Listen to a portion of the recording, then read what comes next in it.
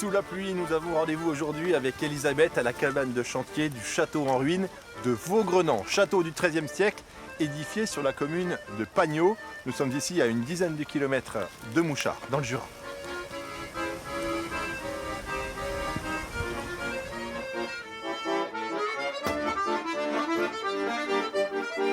Bonjour. Bonjour. Elisabeth, Bonjour. je présume.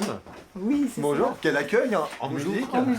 En musique, carrément, oui. C'est sympa, c'était pas vraiment prévu. Vous ne m'avez pas dit. C'était pas prévu, mais quand je suis montée, en fait, j'ai vu Mathieu derrière sa fenêtre qui était en train de répéter. Je me suis dit, ah, pourquoi pas. Et voilà. Bien, on peut s'asseoir, hein, on va prendre le temps du coup de découvrir Mathieu. Mathieu, petite question, alors, vous êtes habitant de Pagnot? Oui. Pour le coup. Et puis musicien, accordéoniste depuis quand? Comment c'est venu? Ça fait 12 ans que je joue maintenant. Et c'est venu, la musique que j'écoutais avait beaucoup d'accordéons dedans, donc du coup ça m'a vachement intéressé. À quel âge vous avez commencé? 19 ans. En tout cas, c'est gentil pour l'accueil. Merci Elisabeth de cette surprise. Alors, on s'était donné rendez-vous au départ ici sur les ruines du château de Vaugrenant. Oui, c'est ça, en fait. On affronte la tempête et puis on va jeter un œil. On affronte la tempête, ok. D'accord. Ça Sur un marche. petit air d'accordéon pour sortir, hein. Nous donner du courage. Ça marche.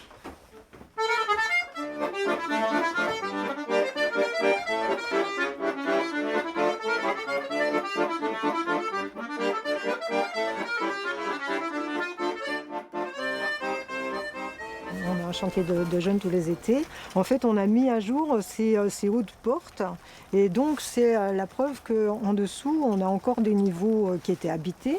D'ailleurs, si vous regardez bien, vous avez aussi ça sur lequel étaient posées les poutres. Ouais, c'est ça, les supports. Donc, en fait, on est vraiment on a encore beaucoup de choses à découvrir sur ce château. XIIIe siècle, c'est ça? Château du XIIIe siècle, oui, donc château médiéval. Et c'est un travail aussi collectif qui a permis petit à petit de dégager les ruines de ce château, de les sauvegarder, d'essayer de reculer les effets du temps, quoi, en fait. Elisabeth, est-ce qu'on sait s'il y a des traces ou des pierres ou des choses, d'autres vestiges dans le village de Pagnot? Oui, les anciennes maisons sont très vraisemblablement construites avec les pierres de démolition de ce château, les vieilles maisons en pierre en fait. Moi j'en ai une, si ça vous dit, on peut aller voir. Eh bien, avec plaisir.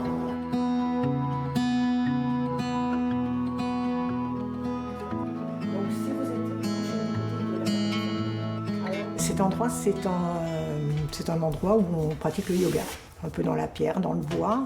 Et le feu aussi. Et le feu, c'est la chaleur, c'est aussi quelque chose qui ramène à soi-même, qui donne une ambiance. Donc, on fait un peu du yoga au feu de bois. Et l'astuce du yoga, c'est d'utiliser le fait de canaliser notre respiration en lui donnant un rythme, et qui fait que ça va canaliser et que ça va permettre, par exemple, de trouver la paix intérieure, de trouver le calme mental, de réduire le flux des pensées, en fait, cette espèce de petit vélo qu'on a dans la tête en permanence.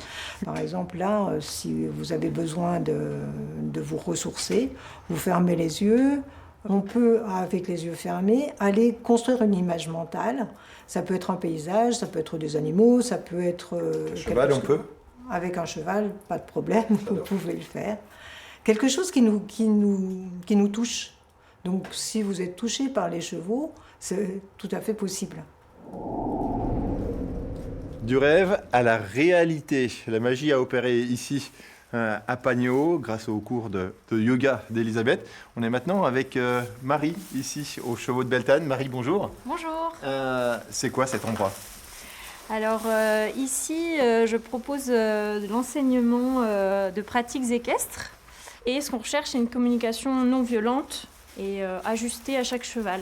De toute façon, le cheval, dès qu'on travaille avec eux, ils nous font miroir sur notre état émotionnel et même notre fonctionnement, notre psyché même. Donc du coup, ils nous apprennent à devenir des êtres humains mieux dans leur peau au passage. Alors pour le cheval, on a pas mal de signes de bien-être sur sa tête, il y en a plein. Au niveau des yeux, alors là, par exemple, Poppy, c'est un cheval assez émotif. Et on voit avec sa bouche qui mordit, qui cherche à attraper la longe. Donc ça, c'est une expression un peu de stress.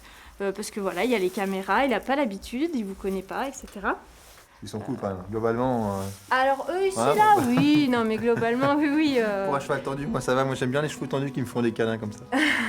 Merci beaucoup en tout cas Marie pour cette jolie découverte et puis ces animaux qui sont juste fabuleux. On était bien à Pagno, un rendez-vous comme on les aime avec nos amis les bêtes. À bientôt.